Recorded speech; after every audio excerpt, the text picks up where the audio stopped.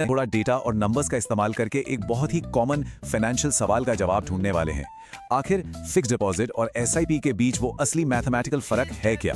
सबसे पहले तो दिमाग में एक यही सवाल आता है ना कि मकसद क्या है।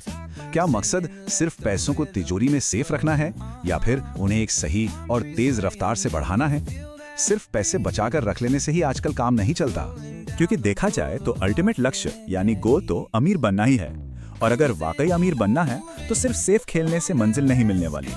वेल्थ क्रिएट करने के लिए पैसों की ग्रोथ की स्पीड और सही रास्ता चुनना बहुत जरूरी हो जाता है। इसलिए आज हम दो सबसे फेमस तरीकों को आमने सामने रखकर देखते हैं। एक तरफ है सदियों पुराना सबका भरोसेमंद फिक्स्ड डिपॉजिट यानी एफडी, और दूसरी तरफ है आज के दौर का सुपरस्टार सिस्टमैटिक इन्वेस्टमेंट प्लान यानी एसआईपी। तो सबसे पहले शुरुआत करते हैं फिक्स्ड डिपॉजिट की असली सच्चाई से। एफडी का सबसे बड़ा प्लस पॉइंट है उसकी सेफ्टी और गारंटी।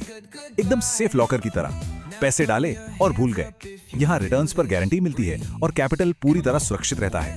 लेकिन यहीं पर एक बहुत बड़ी रुकावट भी है। डेटा बताता है कि एफडी पर रिटर्न्स घूम फिरकर वहीं 6 से 7% के आसपास अटक जाते हैं।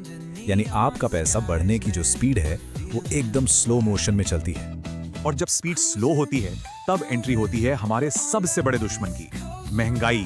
अमीर बनने के रास्ते का सबसे बड़ा विलेन है महंगाई यानी इन्फ्लेशन। आंकड़े देखे तो पता चलता है कि ये महंगाई लगभग 6% की बुलेट ट्रेन वाली स्पीड से आगे भाग रही है। अब जरा थोड़ा सा मैथ लगाते हैं। अगर एफडी से 6 से 7% इंटरेस्ट मिल रहा है और वही 6% महंगाई आपके पैसे की वैल्यू को खा रही है, तो रियल ग्रोथ क्या हुई? Practically zero. पैसा जहां था वैसे का वैसा ही रहा। तो फिर इस जीरो ग्रोथ वाले चक्रव्यूह से बाहर कैसे निकलें? यहाँ काम आता है एसआईपी और कंपाउंडिंग का जादू। अब सच्चाई ये भी है कि एसआईपीज सीधे तौर पर स्टॉक मार्केट से जुड़ी होती हैं। तो हाँ, मार्केट अप डाउन का रिस्क यहाँ जरूर होता है। ये एफडी की तरह 100% रिस्क फ्री तो बिल्कुल नहीं है। पर अगर लॉन्ग टर्म की बात करें तो एक्सपेक्टेड रिटर्न्स काफी जबरदस्त होते हैं। लंबे समय तक बने रहने पर 12 से 15% तक के रिटर्न्स आराम से एक्सपेक्ट किए जा सकते हैं, जो कि महंगाई को कोसों दूर छोड़ देते हैं। चलिए इसको एक प्रैक्टिकल टाइमलाइन पर रखकर देखते हैं कि 20 साल में आखिर कितना बड़ा फर्क आ सकता है। फॉर्मूला एकदम सिंपल रखते हैं। हर महीने सिर्फ 5,000 रुपए इन्वेस्ट करने हैं और इस डिसिप्लिन को पूरे 20 साल तक लगातार बिना रुके चलने देना है। पहला नतीजा देखते हैं। अगर वही ट्रेडिशनल एफडी वाला रास्ता चुना तो 20 साल बाद जमा होने वाली कुल रकम बनेगी लगभग 26 लाख रुपए। बुरा नहीं है, है ना? लेकिन अब आता है असली ट्विस्ट। अगर बिल्कुल वही 5,000 रुपए हर महीने एसआईपी में डाले जाएं 15% एक्सपेक्टेड रिटर्न्स के हिसाब से, तो 20 साल बाद ये फिगर बन जाता है एक विशाल 75 लाख रुपए। पूरे 75 लाख।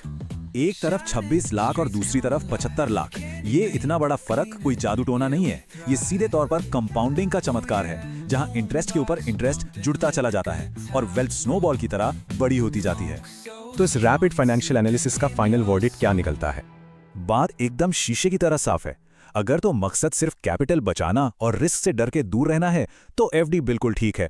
पर अगर असली गोल लाइफ में अमीर बनना और सॉलिड वेल्थ जनरेट करना है तो एसआईपी ही वो एकलौता रास्ता है।